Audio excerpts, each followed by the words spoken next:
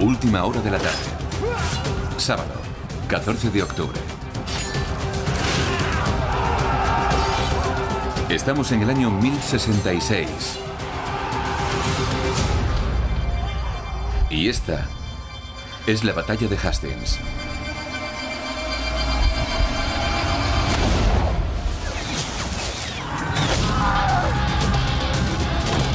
Pero 1066 fue mucho más que una batalla. Esta es la historia de 3 reyes, 3 batallas y 3 invasiones, ocurridas en un período de 12 meses que transformaron Gran Bretaña. Además de Haroldo de Inglaterra y el duque Guillermo de Normandía... ¿Me reconocéis? Había también un vikingo, el rey Harald Hardrade. Todos enfrentados en una serie de baños de sangre que pusieron fin a un largo período de terror vikingo, antes de que finalmente tuviera lugar la épica batalla de Hastings. En unas cuantas horas sangrientas, el mundo anglosajón fue totalmente barrido. Fue la mayor ruptura en la historia británica.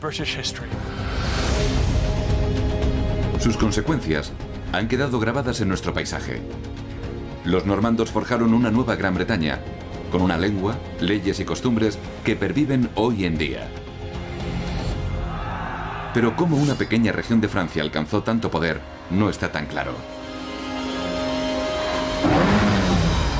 Voy a viajar por Europa en busca de respuestas. Vamos a experimentar con armas y tácticas.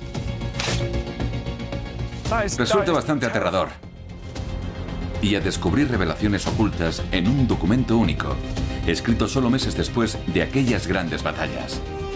El Carmen nos dice que Haroldo murió de una manera muy diferente. Voy a poner al descubierto una historia más amarga de traiciones familiares. Mi hermano es un perro mentiroso. Y trágicos giros del destino. Pronto llenaremos los cementerios de Inglaterra. Que cambiarían el mapa de Gran Bretaña. Marchemos a la batalla. Y de Europa para siempre. ¿Debemos batallar? ¡Sí! Esta es la verdadera historia de 1066. Los últimos reyes guerreros de Europa. Domingo, 1 de enero de 1066. Faltan 286 días para la batalla de Hastings.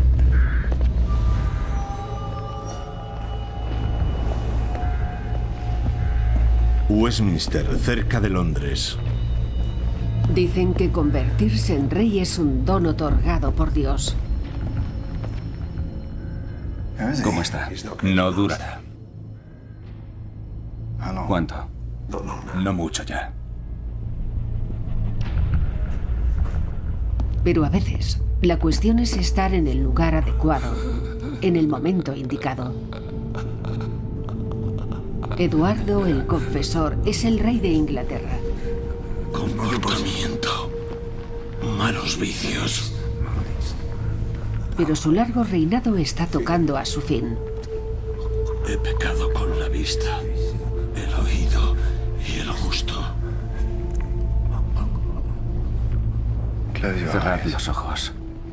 Descansad. Nunca podremos estar absolutamente seguros de qué ocurrió mientras Eduardo yacía en su lecho de muerte.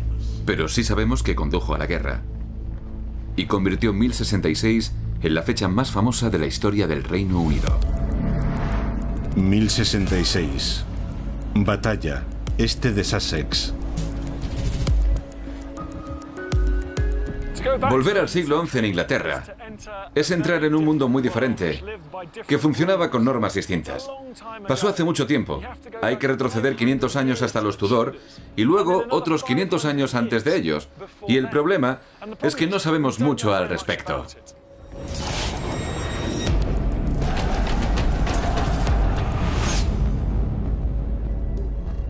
Veamos el campo de batalla de Hastings.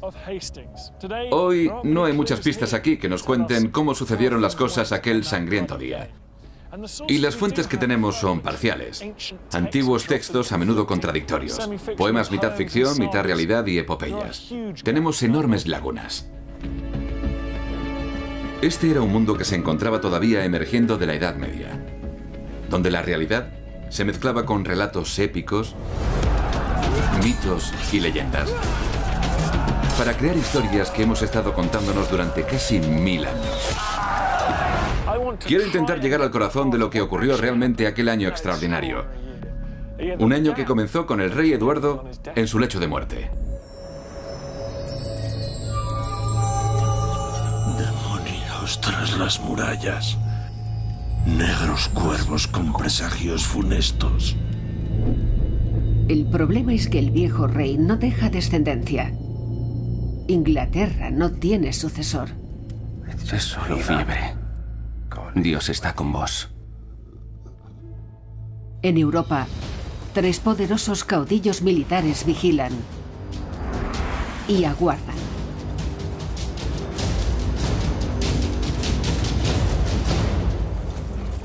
Normandía.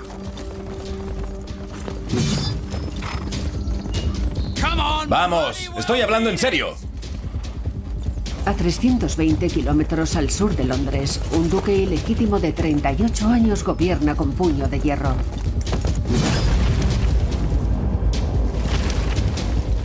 No es tan difícil. Guillermo de Normandía ha llegado a la cima combatiendo desde los 7 años. Al menos él sabe hacerlo. Espera ser el próximo rey de Inglaterra, porque afirma que el propio Eduardo le ha prometido la corona. Noruega. A 1600 kilómetros al norte, Dejadme ver. el vikingo Harald III es rey de Noruega. Debería haberlo sabido. ¿Dónde está tu gratitud? Os he mantenido a ti y a tus hijos a salvo. Y has creído oportuno ignorar tu responsabilidad. Debes pagar la cuenta. Simplemente no me dejas opción. Con el tiempo, será conocido como Hardrade, el despiadado. No es que no disfrute escuchándote chillar como un cerdo malherido, pero ya es suficiente. Ahora, vuelve a casa y cuenta a tus amigos lo que ocurre cuando no se pagan las deudas. Fuera de mi vista, tacaño. Hardrade es un guerrero vikingo de la vieja escuela. Asunto terminado. Los vikingos gobernaron Inglaterra hacía solo 30 años. Ha chillado, ¿verdad? Quizá su reinado podría volver.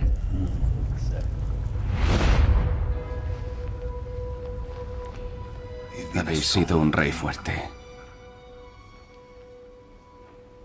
Habéis defendido el reino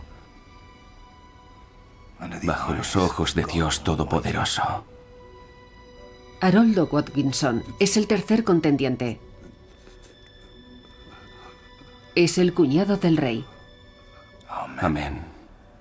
Y el poder detrás del trono de Eduardo. Habéis creado el reino de Dios aquí en la tierra. Y yo cuidaré de él en vuestra ausencia. Os lo debo como rey. Y como amigo. Inglaterra está en manos seguras.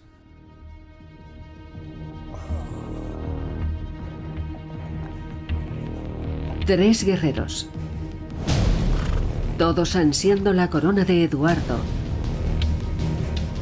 y el trono de Inglaterra.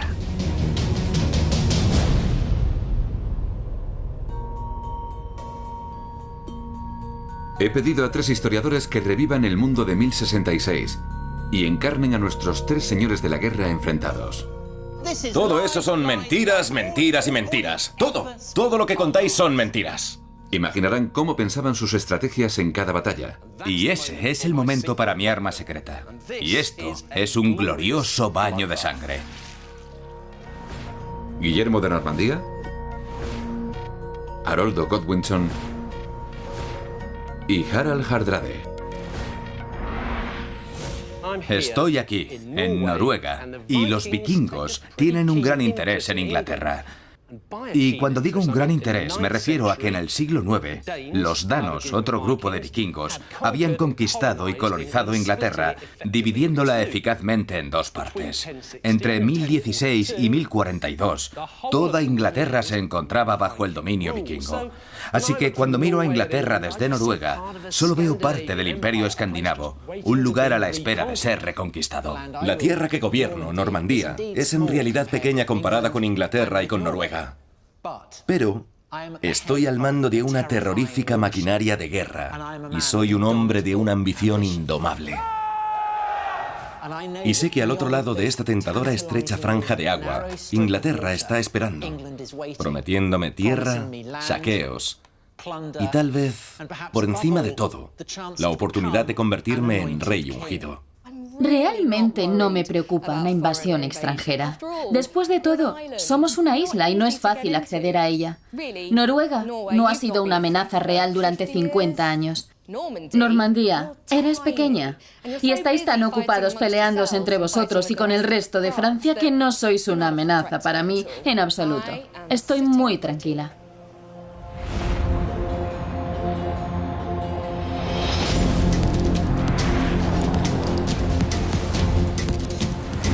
En 1066, Inglaterra era una joya reluciente.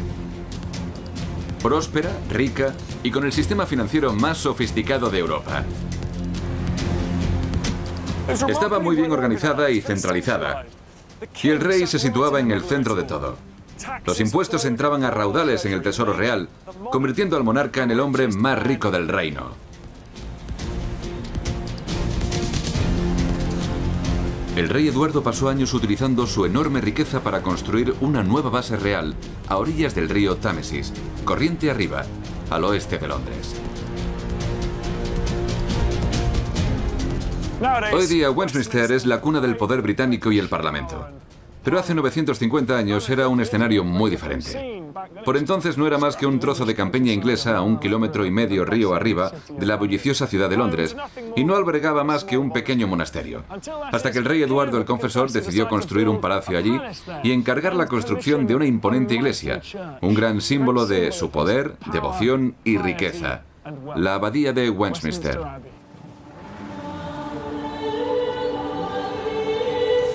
La obra significó un inmenso esfuerzo de devoción religiosa.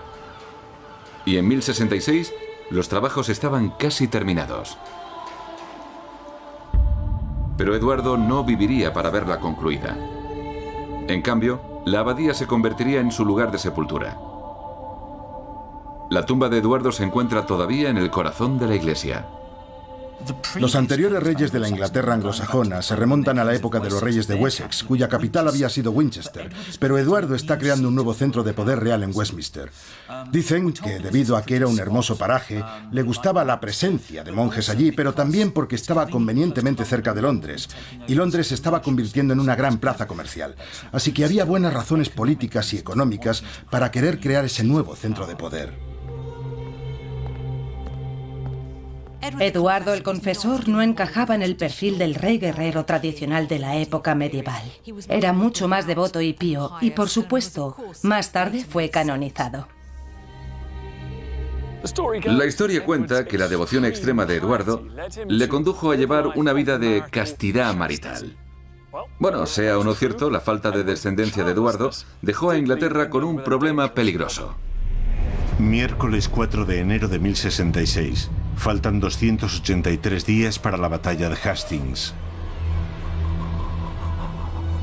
Después de 3 días, y de forma inesperada, el anciano rey vuelve en sí repentinamente. Esta es la única copia que ha sobrevivido del Vita Eduardi Regis, la vida del rey Eduardo, y nos proporciona una descripción increíble de su lecho de muerte, cuando después de no hablar durante días, recobra el conocimiento y describe a la gente que estaba reunida alrededor de su lecho un sueño que había tenido, en el que dos monjes se le habían aparecido y le habían hecho una profecía, y dice que le dijeron: Traditit Deus posto vitus tui die anno uno et die Y un año después de tu muerte, Dios dejará todo este reino, maldecido por él, en manos del enemigo. Y vendrán demonios a toda esta tierra con fuego, con la espada y el caos de la guerra.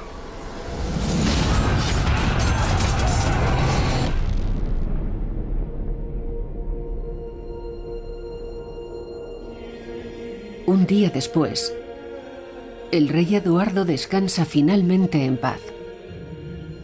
Dale, Señor, el descanso eterno y brille para él la luz perpetua. Descanse en paz. Amén.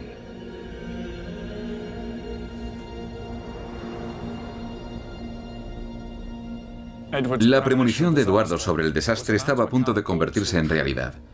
Su muerte fue el pistoletazo de salida para el inicio de una carrera cuya meta era el trono de Inglaterra. Los rivales de Haroldo están en desventaja. Se hallan a cientos de kilómetros al otro lado del mar. Haroldo se encuentra cerca del trono y el tiempo corre a su favor. Los principales nobles de Inglaterra están en Londres desde Navidad. Y sin un heredero claro, son ellos quienes deben elegir al próximo rey. Vine a celebrar el nacimiento de nuestro Salvador. Y ahora lamento la muerte de un rey. Un día muy triste para Inglaterra. Un día muy triste para todos.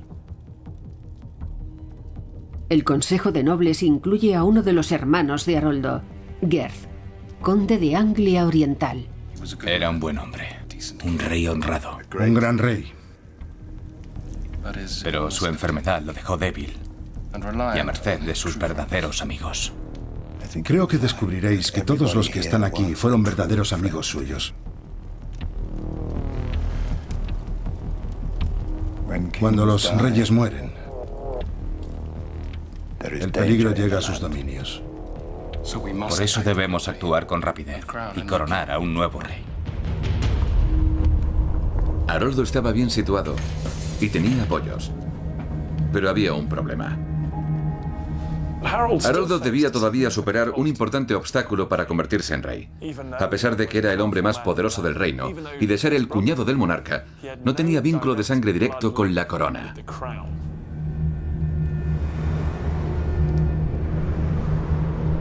Y Eduardo había dejado un pariente de sangre. Con solo 14 años de edad, Edgar Atheling era sobrino nieto de Eduardo. Por supuesto está el muchacho. Pero es un niño. Un niño con sangre real. Estos tiempos son peligrosos. No necesitamos un niño, necesitamos un hombre. Alguien que sepa gobernar. Alguien que haya gobernado.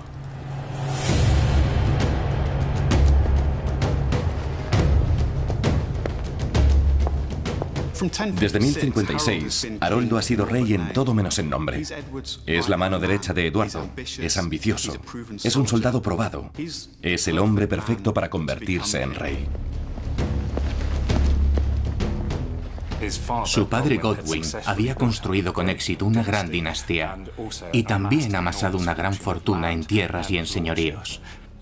A Godwin se le podría considerar el padrino del régimen de Eduardo el Confesor y a la organización que construyó una mafia. Sin eso era complicado gobernar Inglaterra y Haroldo era la opción natural. Debo reconocer que en gran parte se lo debo a mi padre.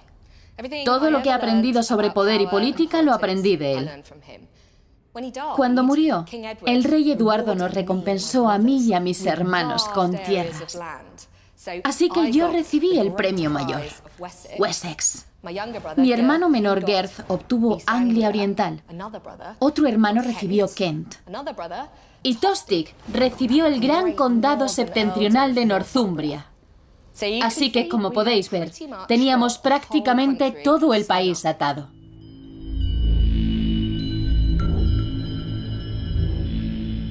Haroldo era sin duda un consumado político.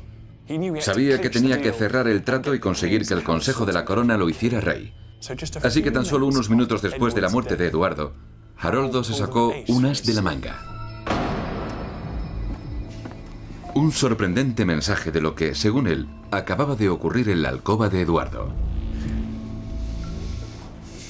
En estos tiempos de pérdida e incertidumbre, una gran carga cae sobre todos nosotros. Temo el futuro que nos espera a todos. No hay nada que temer si tenemos un rey fuerte.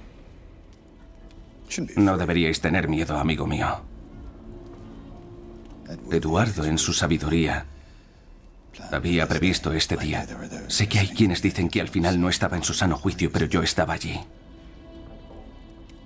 Sabía lo que decía. Bueno, ¿qué dijo? Me dijo a la cara que ser rey es una empresa onerosa y grave.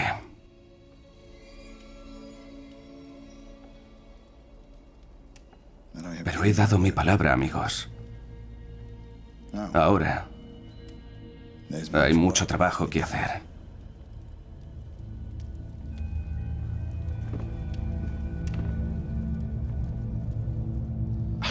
Ya, no lo creo. ¿Realmente esperáis que crea que Eduardo os hizo rey? Es una asunción de poder absolutamente descarada.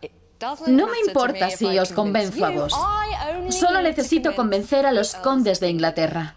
Lo siento, pero estáis en el lugar y el momento equivocados. Es una historia trillada. La petición en el lecho de muerte. ¡Qué oportuno!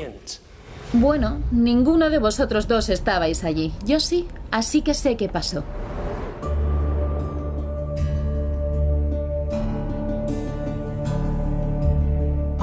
El controvertido momento está representado en el tapiz de Bayeux, un trabajo de bordado de 70 metros de largo que se realizó en Inglaterra una década después de 1066.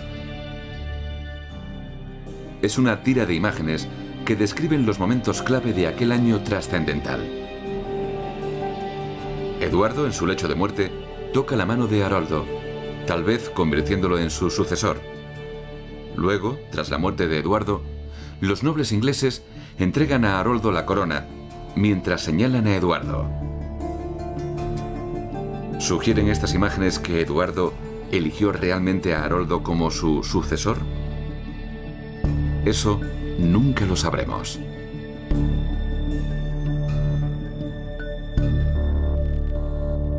De cualquier modo, fuese verdad o mentira, los nobles del Consejo de la Corona aceptaron de buen grado la historia. Sabían que necesitaban un rey guerrero fuerte y poderoso, y Haroldo era el mejor candidato. Así que el 6 de enero de 1066, Inglaterra enterró a un rey por la mañana y coronó a otro por la tarde.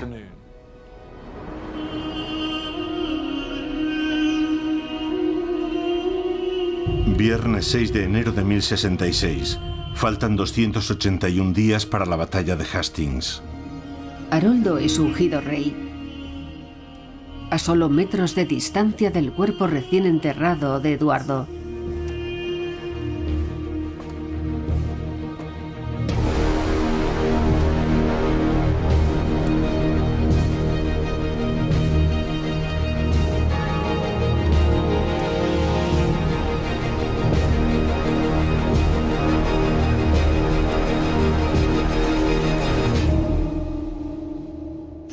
Esto va de mal en peor.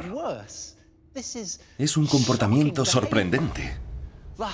Según la Santa Convención, un rey solo puede ser coronado meses después de ser elegido. Y el cadáver de Eduardo está todavía caliente. Todos los nobles están reunidos en Westminster. Llevan allí desde Navidad esperando la muerte del rey. ¿Qué debo hacer? ¿Enviarlos a todos a casa y luego hacerlos volver unos meses después para que puedan ver cómo soy coronado? No, lo sensato es ser coronado aquí y ahora. Haroldo había derrotado a sus rivales y ganado el mayor premio, la corona de Inglaterra. Pero su gloria sería breve. Como lo describió la crónica anglosajona, el conde Haroldo fue consagrado rey, pero encontró poco sosiego mientras gobernó el reino.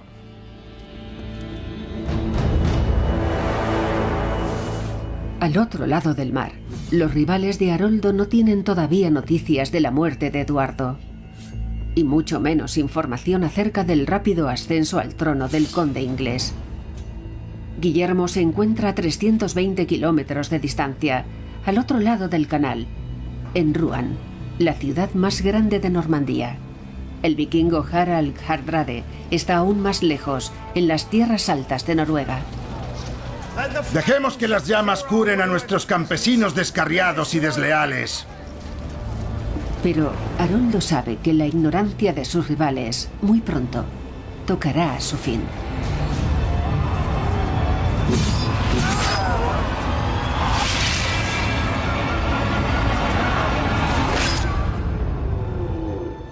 Sábado 7 de enero de 1066. Faltan 280 días para la batalla de Hastings. Han transcurrido 7 días de 1066 y Haroldo se despierta por primera vez siendo rey. En primer lugar, se convierte en 3 veces más rico. Algo maravilloso. De repente es multimillonario. Pero además, esperaba que el proceso de ser coronado le convirtiera en alguien especial. Era un gran devoto de Dios y debió ser determinante para él ser reconocido por Dios como una clase diferente de hombre, porque un rey es un tipo de hombre distinto a un conde. Un rey tiene una conexión especial con Dios que un conde no tiene. ¿Se siente uno bien? No está mal. Aunque hay mucho que hacer. Tenemos enemigos en todas partes, aquí y en el extranjero. Mantened a vuestros amigos cerca y a vuestros enemigos aterrorizados.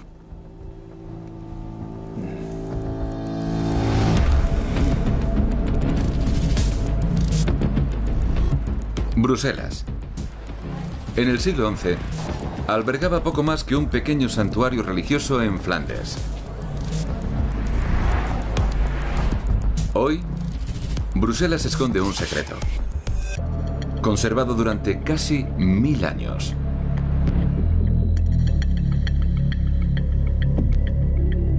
Está oculto en las entrañas de la Biblioteca Nacional de Bélgica.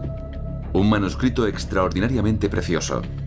Un frágil libro que contiene un poema épico que solo ha sobrevivido en este ejemplar único. Durante décadas, los historiadores pensaron que estas palabras fueron escritas generaciones después de la conquista normanda. Pero ahora, está ampliamente aceptado que se trata del documento más antiguo de 1066, escrito solo meses después de la batalla de Hastings. Está repleto de detalles que cuestionan nuestras certezas históricas. Este documento es el Carmen de Hastingae Proelio, la canción o poema de la batalla de Hastings. Contiene algunas descripciones muy vívidas y habla de Haroldo y lo describe con términos muy negativos. Hay un verso aquí que comienza Interea, mientras tanto, sedes fuscate fraudis et eres. Mientras tanto, esa morada y heredero del engaño más negro. Es descrito en un pasaje como un fatus rex, que significa rey estúpido. Y en otras partes del manuscrito, Haroldo es descrito como scleratus, malvado. Pero eso es de lo que trata este manuscrito. No intenta ofrecernos un relato imparcial. El autor nos dice en el prólogo que lo ha escrito para alabar a Guillermo. Así que es increíblemente parcial. Puede que fuera parcial. Pero el Carmen nos proporciona pistas valiosas acerca de lo que los rivales de Haroldo pensaron de él en cuanto descubrieron que se había apoderado de la corona. Y a principios de enero de 1066, las noticias viajaban rápido.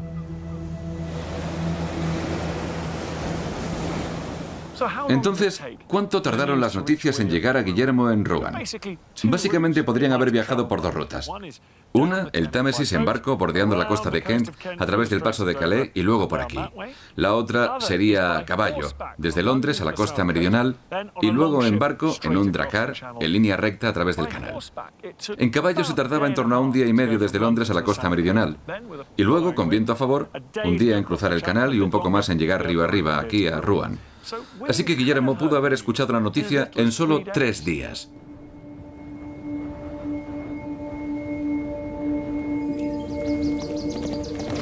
Mi señor, Guillermo, traigo noticias de Inglaterra. El rey Eduardo ha muerto. Que su alma descanse en paz. Los ingleses han coronado a un nuevo rey. Haroldo Godwinson. ¿Cómo? Eduardo lo decretó en su lecho de muerte. ¿Por qué? No tiene sentido. ¿Cuándo fue coronado? El mismo día que Eduardo fue enterrado. Y en el mismo lugar. Godwinson.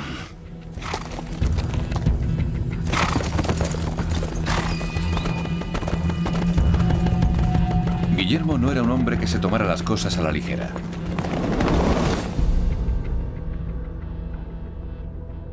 En las páginas de El Carmen, Guillermo es descrito como la antítesis del fatuo y malvado Haroldo. El Carmen describe a Guillermo como un héroe en todos los sentidos. Aquí, por ejemplo, hay un verso que dice: Pondus virtutem miles et intrepidus. Era un caballero intrépido y colmado de virtudes. Estos elogios son de esperar en un cantar como El Carmen, puesto que se escribió para la corte de Guillermo y posiblemente para endulzar los oídos del propio monarca. Con independencia de la fuente a la que acudamos de este periodo, ya sea francesa, normanda o incluso inglesa, se describe a Guillermo en términos similares y retratándolo como un caballero audaz, un guerrero intrépido y un gran conquistador. Guillermo era absolutamente despiadado, el guerrero más temido de Europa. La vida había cincelado su temible carácter desde la más tierna infancia. También era intensamente devoto y muy frugal en sus hábitos, pero por encima de todo, era absolutamente implacable. No debe olvidarse nunca que en el fondo de mi ser, mi alma es vikinga. Soy el tataranieto de un señor de la guerra vikingo, que 150 años antes se estableció en Normandía y la hizo suya. Y a lo largo de los siguientes 150 años, él y sus sucesores forjaron lo que se ha convertido en el ducado militar más poderoso de Francia. Somos normandos, un nombre que en última instancia deriva de nuestro origen, hombres del norte. Sí, de acuerdo, podéis llamaros como queráis, pero el hecho es que habéis cambiado. Habéis venido aquí. Os habéis establecido, os habéis construido unos castillos preciosos e incluso practicáis el cristianismo. Lamento deciros que básicamente os habéis vuelto francés. Sí, estoy orgulloso de ser cristiano. Oui, hablo francés. Pero en mi apetito por la guerra... ¡A la conquista! Soy fiel a mis antepasados. Sigo siendo esencialmente vikingo.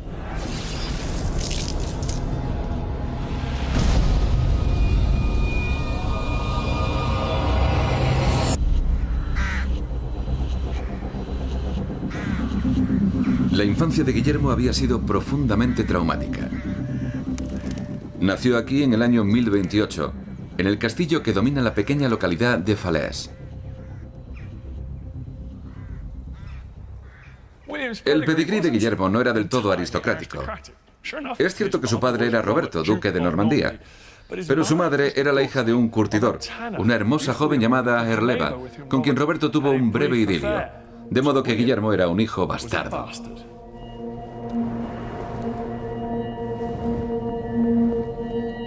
Su padre murió cuando Guillermo tenía 7 años. Y Normandía se había convertido en una zona de guerra, donde las distintas facciones se disputaban el poder. Guillermo tuvo que crecer rápido. En cierta ocasión, su mayordomo apareció con la garganta cortada mientras dormía en una cama junto a él. En otra ocasión, Guillermo se libró de ser asesinado huyendo a galope por el campo a lomos de un caballo. El propio Guillermo declaró, siendo ya un anciano: "Me educaron en la guerra desde que era un niño".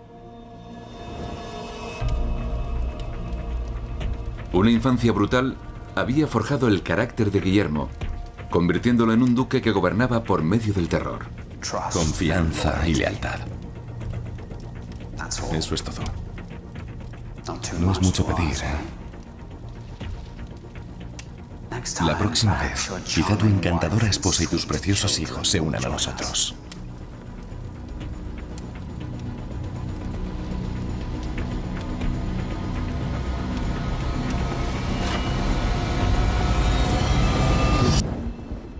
En el año 1051, cuando Guillermo era apenas un veinteañero, los habitantes de la ciudad de Alençon se rebelaron contra él, ondeando pieles de animales, una chanza de mal gusto para aludir a su origen ilegítimo como descendiente de la hija de un curtidor.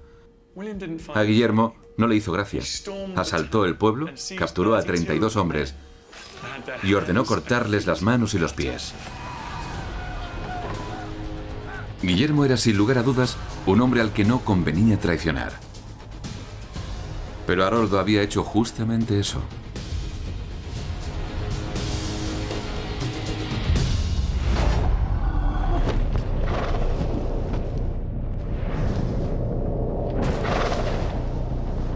Y lo que era peor, Guillermo comandaba a los soldados más temidos de Europa, los caballeros normandos.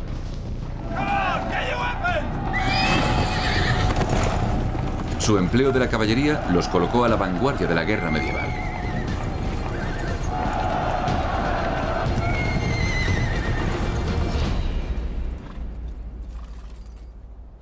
Una carga de caballería puede resultar aterradora. Quiero que tengas una idea de lo que podía ser. Hemos situado a 5 jinetes allí y vamos a hacer que cabalguen hacia ti gritando: "Quédate quieto". Deja que los caballos hagan su trabajo y así te darás una idea de lo que podía ser enfrentarse a un caballo cargando a galope tendido. ¿Estás bien? Perfectamente. Piensa en Inglaterra. Bien, preparados, en marcha. ¡Cargad!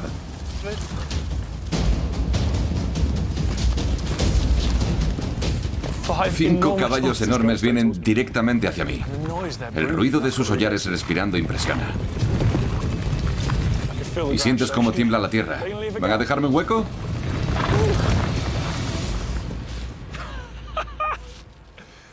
Podía haberlos tocado por ambos flancos al pasar.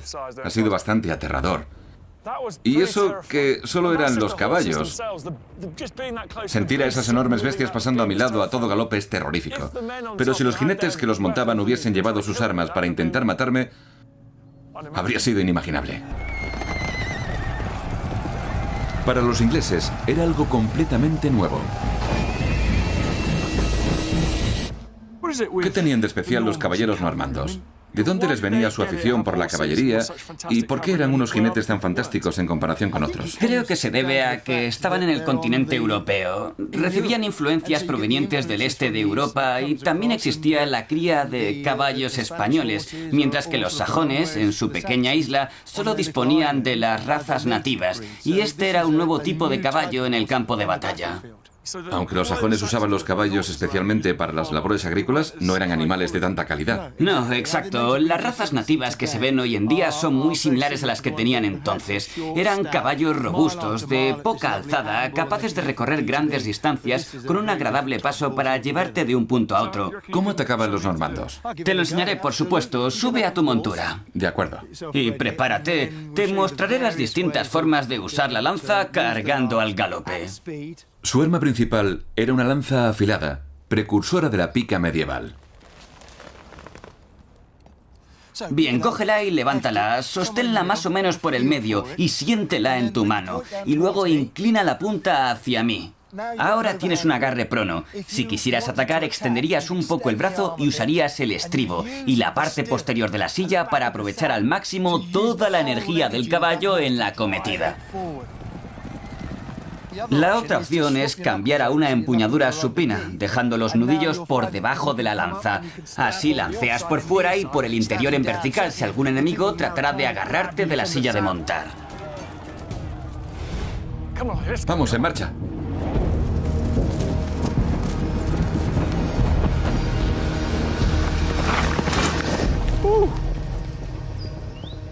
Guillermo sabía que disponía de una máquina de guerra para enfrentarse a cualquier rey cuando fuera preciso. Padre nuestro, que estás en los cielos, santificado sea tu nombre. Pero en el siglo XI, para ostentar el poder se requería algo más que un corazón de hierro y un poderoso ejército. Los tres caudillos militares necesitaban conexiones políticas. Y muy a menudo, estas se obtenían mediante la elección de la esposa adecuada. Amén.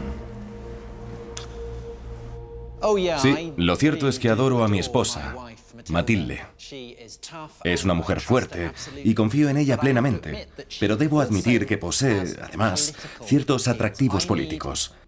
Necesito todos los amigos posibles. Y el padre de Matilde es el duque de Flandes. Flandes es una región rica y clave desde el punto de vista estratégico. Y Matilde es preciosa, de modo que básicamente todos son ventajas. Bueno, yo no estoy casado a los ojos de la iglesia como vos, pero he estado con Edith durante 20 años. Nos casamos según la tradición danesa. Eso significa que no ha sido un matrimonio bendecido y reconocido por la Iglesia, pero en la mayoría de Inglaterra sí se reconoce. Es muy común. Os traigo noticias frescas. Yo tengo 2 esposas. A la primera la conocí en Rusia. Se llama Elisiv y pertenece a una familia rusa muy influyente y poderosa. Mi segunda esposa es oriunda de aquí, de Noruega. Se llama Tora y pertenece a una familia noruega muy influyente. Pues bien, ambas mujeres me procuran riqueza, me procuran poder y me procuran influencia. Bueno, creo que mi esposa aporta bastantes más cosas que todas las vuestras juntas. ¿Rusia? ¿Noruega? ¿Qué tipo de relevancia tienen aquí, en el núcleo del poder? Fijaos en Flandes, controlando el paso más estrecho para cruzar el Canal de la Mancha. De modo que Flandes y Matilde son absolutamente claves para mis planes. En 1066, Guillermo contaba 38 años de edad. Estaba en la plenitud de la vida. Había sido duque de Normandía durante 30 años. Su ducado era fuerte y poderoso, y sus enemigos y rivales habían sido derrotados. Ahora buscaba nuevos territorios que conquistar. Y por encima de todo, quería Inglaterra. Sábado 14 de enero de 1066. Faltan 273 días para la batalla de Hastings. Guillermo reacciona de inmediato a las noticias sobre la coronación de Haroldo. Su enviado llega a Londres en cuestión de días. Traigo un mensaje de mi señor, el duque de Normandía. Ah. ¿Cómo está mi querido amigo? Está lleno de inquietud. Mi señor desea comunicaros su disgusto por los recientes acontecimientos. Debéis haceros cargo de la incómoda posición en la que se encuentra mi señor. Guillermo dice que sois un usurpador y que él es el legítimo heredero al trono de Eduardo. Os exige que le entreguéis el reino.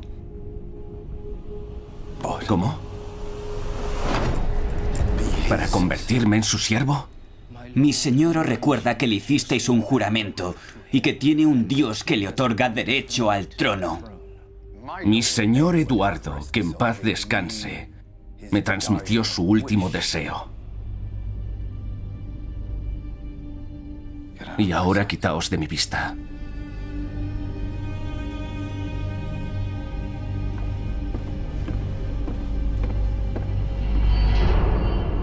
Bastardo.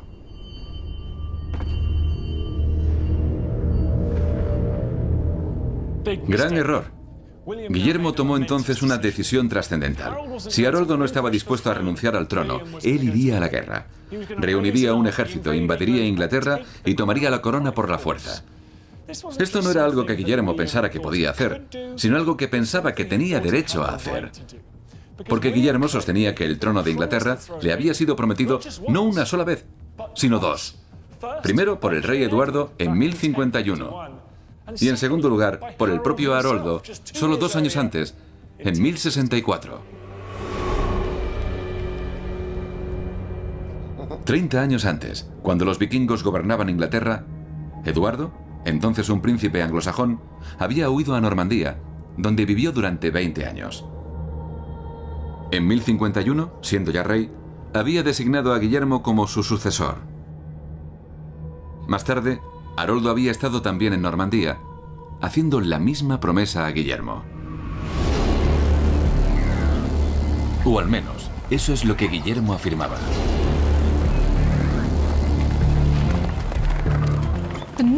Las crónicas normandas nos cuentan que en el año 1051 Eduardo le prometió el trono a Guillermo. En cambio, las crónicas inglesas, como era de esperar, no mencionan nada al respecto. Pero existe un relato interesante sobre algo que sucedió en 1051, porque en una versión de la crónica anglosajona se dice que ese año Tasone con Willem Earl Framion Diense. Entonces, de inmediato, el conde Guillermo vino desde el otro lado del mar con un gran número de soldados franceses, y el rey lo recibió, y sus hombres lo complacieron, y luego lo dejó marchar nuevamente. Se nos indica que, en efecto, hubo una reunión entre ellos, pero sin darnos más detalles. Es razonable suponer que Eduardo debió recibirlo por un motivo, y que debió de ofrecerle algo. Podéis confiar en mi palabra. Hace 15 años, Eduardo me prometió el trono. Tenía 46 años y carecía de herederos. De modo que yo era la elección más natural, y una promesa es una promesa. Tenéis que estar bromeando. Estamos en el siglo XI. 15 años es prácticamente toda una vida. Si os lo prometió, lo cual dudo mucho, ¿creéis de verdad que una promesa hecha hace tanto tiempo sigue vigente? Olvidáis que vos mismo vinisteis a Normandía y jurasteis apoyar mi reivindicación del trono de Inglaterra sobre las reliquias de los santos. Lo jurasteis. Y ahora pretendéis desdeciros de vuestro juramento, que pronunciasteis ante los ojos de Dios. Ah, puras patrañas. Yo no os prometí nada. Haroldo se había convertido así en el enemigo de uno de los caudillos militares más temidos de Europa. Amén. Un enemigo que ya estaba planeando la destrucción de Haroldo. Pero por supuesto, Guillermo no era el único caudillo que ansiaba la corona de Inglaterra.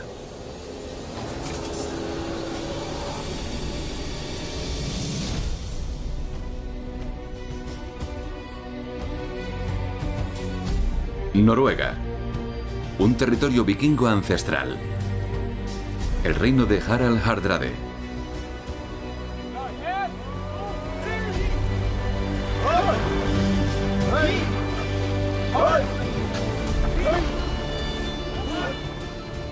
Las noticias sobre la muerte de Eduardo y la coronación de Haroldo viajaron en barcos como este. En el siglo XI existían rutas comerciales bien establecidas y una de ellas conducía a Escandinavia. Se requería un día para que un barco descendiera por el Támesis y llegara a mar abierto en el Canal de la Mancha.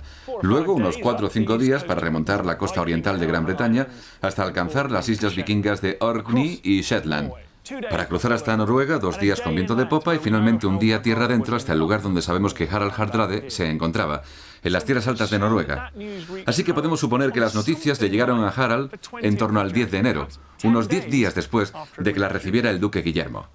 No sabemos a ciencia cierta cómo se tomó Hardrade las noticias, pero seguro que el viejo guerrero fue consciente de quién sería su enemigo si quería restaurar el control vikingo sobre Inglaterra. Tendría que luchar contra Haroldo. Campamento real de Hardrade, en las tierras altas de Noruega. Tras largos años de lucha en tierras extranjeras, Hardrade necesita mantener el orden en su propio país antes de pensar en la posibilidad de una invasión. Einar, tú y tu afilada espada me expulsaréis de esta tierra a menos que antes pueda persuadirte de que beses los finos labios de mi hacha. Vamos, vamos. Dale un besito.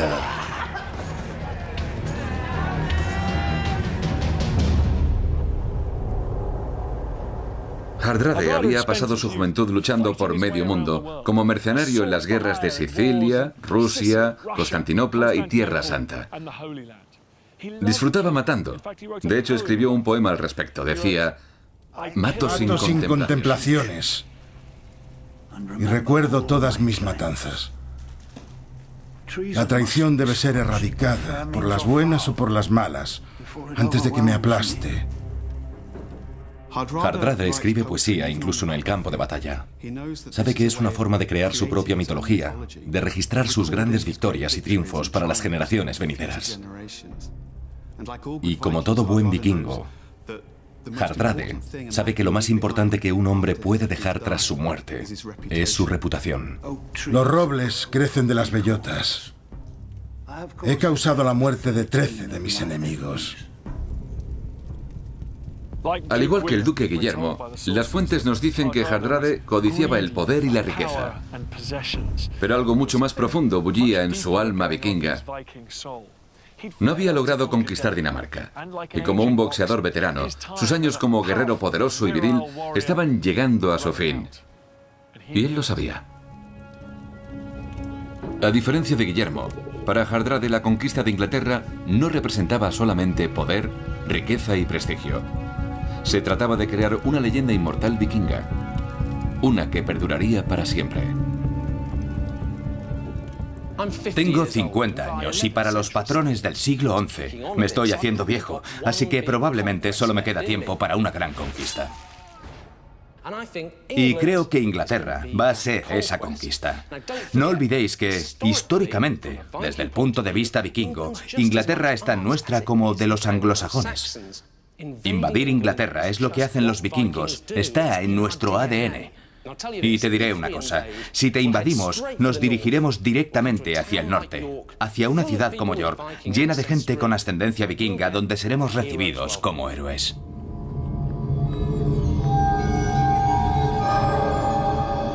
Los días de paz de Haroldo están contados. Guillermo ha empezado a construir una fuerza de invasión. Mientras que Hardrade sueña con una gran victoria inmortal. Pero Haroldo se enfrenta también a un tercer enemigo. Alguien mucho más cercano. Aparte de Gerd, Haroldo tiene otro hermano, que no es tan leal. El conde de Northumbria, recientemente exiliado de Inglaterra. Su nombre es Tostig. Jueves 26 de enero de 1066. Faltan 261 días para la batalla de Hastings. Normandía. Han pasado apenas 3 semanas desde que Haroldo fuese coronado. Y la traición familiar desembarca en las costas de Normandía. Mi hermano es un perro mentiroso. ¿Habéis venido hasta aquí para decirme lo que ya sabía? También me traicionó a mí. Y somos familia. He venido aquí para derrocarlo. ¿Y por qué debería confiar en vos? Compartís su sangre. Eso no puedo evitarlo, pero puedo ayudaros. Me ha confiscado mis tierras y os ha robado vuestra corona. Juntos podemos destruirlo.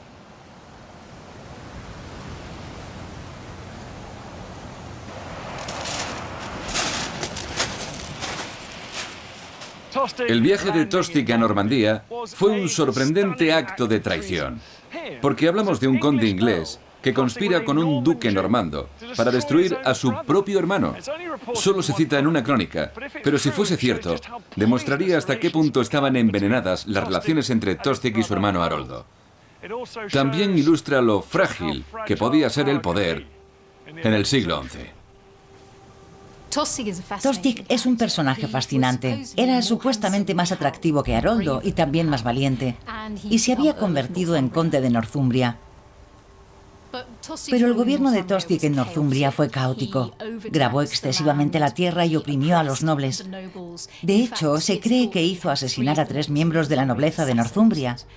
Fue la gota que colmó el vaso de los nobles, que se rebelaron y se marcharon al sur. 6 meses antes, Tostig había obligado a Haroldo a tomar una decisión poco deseable. Haroldo tiene dos opciones. Si apoya a su hermano, habrá una guerra civil. Y si hay algo que los ingleses tienen bien aprendido en el siglo XI, es que si luchan entre sí, los vikingos los invadirán y los conquistarán a todos. Y ante ese dilema, Haroldo toma la decisión más sabia: sacrificar a su hermano. Y este tiene que irse al exilio. Tostig odiaba ahora a su hermano con toda su alma. Quería recuperar su tierra y quería venganza. La sed de venganza de Tostig era tan fuerte que no se contentó con Guillermo. Quiso ganarse el apoyo de otro gran señor de la guerra. Según las sagas nórdicas, después de su viaje a Normandía, el hermano rebelde de Haroldo, Tostig, navegó 1500 kilómetros en dirección norte hasta Noruega para presentar una petición ante el rey vikingo. De modo que la oveja negra ha llegado a Noruega. ¿Cómo podéis ser de alguna utilidad para mí? La mayoría de los nobles de Inglaterra odian a mi hermano. Ellos me apoyan. Y os apoyarán a vos. Pueden haceros rey.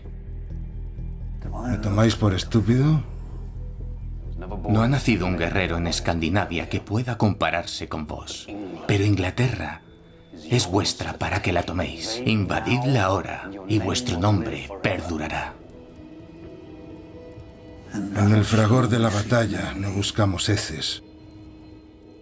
En la cabeza gacha, en la rodilla doblada.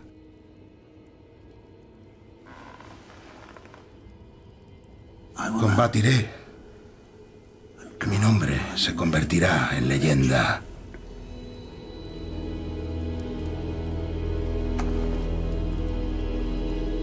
Hardrade y Tostig acuerdan una alianza para reunir una fuerza de invasión y atacar la Inglaterra de Haroldo a finales del verano desde el norte.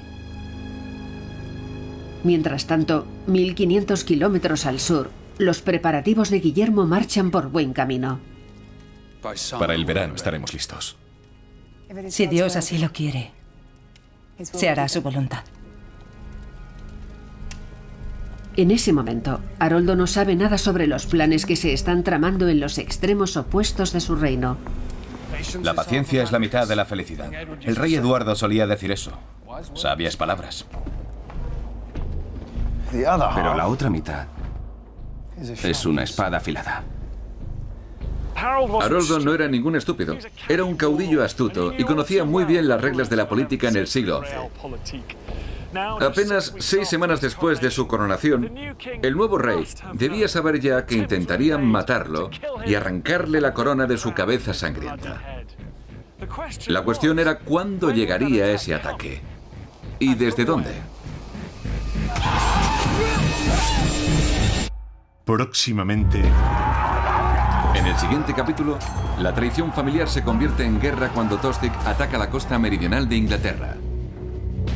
Mientras tanto, Guillermo reúne una vasta fuerza de hombres y barcos. Y Haroldo lucha contra un ejército vikingo para salvar su vida y su corona.